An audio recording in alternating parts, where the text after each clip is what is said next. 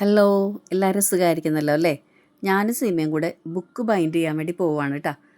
പൊന്നൂൻ്റെ Malayalam text book വ്യത്യാസം ഉണ്ടെന്ന് പറഞ്ഞ് നമ്മൾ ഒരെണ്ണം വാങ്ങിച്ചു കഴിഞ്ഞപ്പോഴാണ് അറിഞ്ഞത്. അങ്ങനെ രണ്ടാമത് പ്രിൻ്റ് എടുത്ത് ബൈൻഡ് ചെയ്ത് കൊടുക്കാൻ വേണ്ടിയിട്ടാണ്. ബൈൻഡ് ചെയ്യുന്ന ഒരു പ്രസ് അന്വേഷിച്ച് നടക്കണേ കേട്ടോ. സിംഗിൾ പീസായിട്ട് ആരും ചെയ്തു തരുന്നില്ലേ.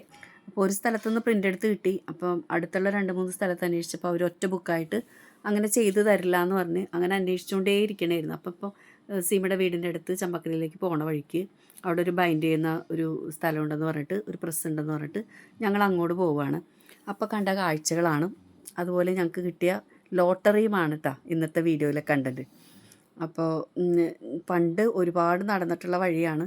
ഇപ്പോൾ ഈ അടുത്താണ് കേട്ടോ അവിടെ ഈ ജിമ്മ് ഒന്ന് നല്ല രീതിയിൽ സെറ്റ് ചെയ്ത് വെച്ചേക്കണത്. ചെറിയൊരു ജിമ്മ് നേരത്തെ ഉണ്ടായിരുന്നു. അപ്പോൾ ഞങ്ങളവിടെ ബുക്ക് ബൈൻഡ് ചെയ്യാനൊക്കെ കൊടുത്ത ശേഷം പെട്ടെന്ന് ചെയ്തു തരാമെന്ന് പറഞ്ഞപ്പോഴേക്കും വെയിറ്റ് ചെയ്ത് അവിടെ ഇരുന്നോളാൻ പറഞ്ഞവർ ചെയറൊക്കെ തന്നെങ്കിലും ഞങ്ങൾ വെറുതെ ഞങ്ങളുടെ ഈ വായ്നോട്ടത്തിൻ്റെ സ്വഭാവത്തിൽ പുറത്തോട്ട് ഇറങ്ങിയിട്ടാ. നമുക്ക് ഈ പുഴവക്കത്തുള്ള കുറേ ചെടികളൊക്കെ ഉണ്ടായിരുന്നു.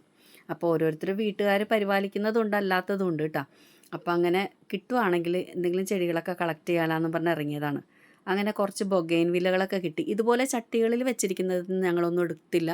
കാരണം നമ്മൾ അവരോട് ചോദിക്കാതെ എടുക്കുന്നത് മര്യാദയിലല്ല.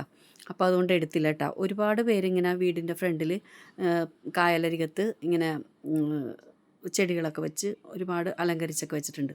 നിറയെ പൂത്ത് നിൽക്കുന്ന ഈ ചെത്തി പണ്ട് ഞാൻ കല്യാണം കഴിഞ്ഞ് ചെന്ന സമയത്ത് മുണ്ടംവേലി വീട്ടിലുണ്ടായിരുന്നേ. ഒത്തിരി ഭയങ്കര ചെറുതായിട്ട് ചട്ടികളിൽ, വലിയ ചട്ടിയിൽ ഇങ്ങനെ വെട്ടി നിർത്തിയേക്കണായിരുന്നു. നിറച്ച് പൂക്കളും ഉണ്ടായിരുന്നു കേട്ടോ.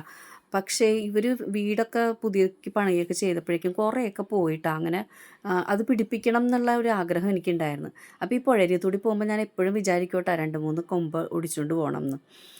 അപ്പോൾ സാധാരണ ഓട്ടോയ്ക്കൊക്കെ പോകുമ്പോൾ ബുദ്ധിമുട്ടല്ലേ എടുക്കാനായിട്ട്.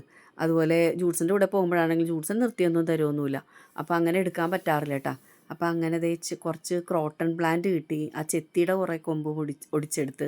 പിന്നെ ഈ ഒരു പാം ട്രീ ആണ് കേട്ടോ. എന്തിൻ്റെയാണെന്ന് എനിക്കറിയില്ല കറക്റ്റായിട്ട്. അതൊക്കെ പിന്നെ സെർച്ച് ചെയ്തിട്ട് ഞാൻ പേര് കിട്ടുവാണെങ്കിൽ പറയാം കേട്ടോ. അപ്പോൾ അങ്ങനെ കുറച്ച് ചെടിയൊക്കെ കിട്ടി. അങ്ങനെ ചെടിയൊക്കെ കിട്ടി ഇങ്ങനെ പോരുമ്പോഴാണ് ഈ പഞ്ചസാരപ്പഴം ഉണ്ടായി നിൽക്കണ കണ്ടത്. അപ്പോൾ ഒരു നാണവും മാനവും ഇല്ലാണ്ട് അങ്ങോട്ട് കയറി പഞ്ചസാരപ്പഴം പറിക്കാനായിട്ട്. നല്ല റെഡ് കളറിലെ പഞ്ചസാരപ്പഴമായിരുന്നു. പക്ഷേ മഴ പെയ്തതുകൊണ്ടാണോ എന്നറിയില്ല, അത്രയും പഴുത്തത് ഞങ്ങൾക്ക് കിട്ടിയില്ല. എന്നാലും വലിയ കുഴപ്പമില്ലായിരുന്നു, ഹാപ്പി ആയിരുന്നു.